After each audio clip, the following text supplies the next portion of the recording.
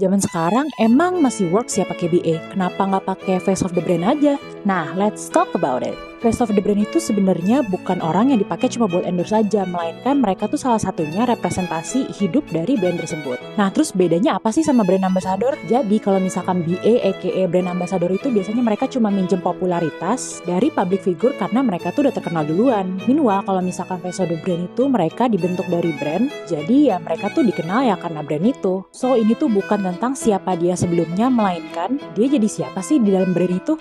Dan kalau misalkan kalian lihat nih, brand-brand zaman sekarang tuh banyak banget loh yang udah pakai strategi face of the brand ini. Contohnya kayak misalkan Cuisine Skincare atau enggak misalkan Tenue de Tire. Mereka tuh sempat viral banget karena face of the brand mereka yang udah melekat banget nih sama brand mereka. Dan kenapa sih brand-brand sekarang tuh banyak banget yang pakai strategi kayak gini? Jadi realitanya itu tuh brand lebih connect sama manusia, bukan logo. Terus mereka tuh juga suka sama konten relatable yang punya karakter tetap. Ditambah lagi algoritma sosmed sekarang tuh udah ngenalin sama yang namanya yang konsistensi wajah dan juga storytelling. Jadi pada akhirnya strategi ini tuh dinotis sama netizen. Jadi misalkan once orang tersebut absen atau bahkan diganti, pada nanya deh di komentar, Min kakak yang kemarin itu di mana ya? Jadi kalau misalkan kita tarik ke konsep marketing, ini tuh namanya brand personification dan parasocial interaction.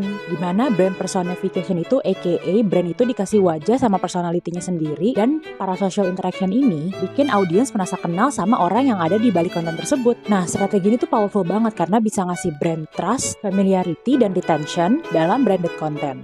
Karena ini yang bisa ngebuat audiens lebih connect sama engage once ada face of the brand ini. Nah, kira-kira brand dan face of the brand apa nih yang paling kalian ingat? Drop di kolom komentar ya.